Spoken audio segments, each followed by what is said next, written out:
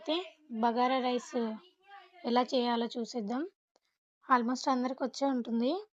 మేము అసలు బగారా రైస్ అనుకోలేదు. ఫస్ట్ రైస్ వండుదామని పెట్టేసి మళ్ళీ బగారా చేద్దాము చికెన్లోకి అని చెప్పేసి అప్పటికప్పుడు ప్రిపేర్ చేసాము. పుదీనా మా ఇంట్లోదే అండి. ఫ్రెష్ పుదీనా కట్ చేసి తీసుకొచ్చి ఆల్రెడీ మనం పొయ్యి మీద పెట్టిన బియ్యంలోకి పుదీనా, బగారాకు, కొంచెం అల్లం, కొంచెం ఆయిల్ వేసేసుకోవాలి. ఇది హైబ్రిడ్ బగారా అయిపోయింది. అప్పటికప్పుడు చేసాం కాబట్టి కొంచెం సాల్ట్ యాడ్ చేసుకోవాలి టేస్ట్కి తగ్గట్టు.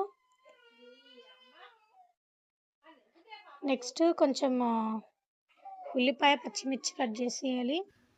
4 ఇలాచి వేసుకోవాలి. తర్వాతకి కొంచెం కట్ చేసి పెట్టుకున్న ఉల్లిగడ్డ, పచ్చిమిర్చి వేసేసేయాలి. వేసి అంతా ఒకసారి కలిపేసుకోవాలి.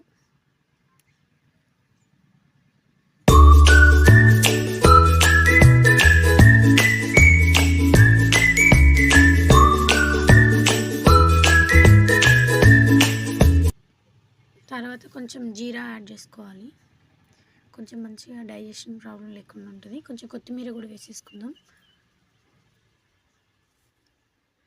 నెక్స్ట్ పైన కొంచెం టమాటా కట్ చేసి టమాటా ముక్కలు వేసేసుకుందాం. వేసుకున్నాక దాని మీద కొంచెం వాటర్లో కలర్ కలిపి వేసేసుకోవాలి.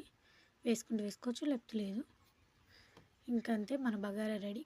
Thank you for watching.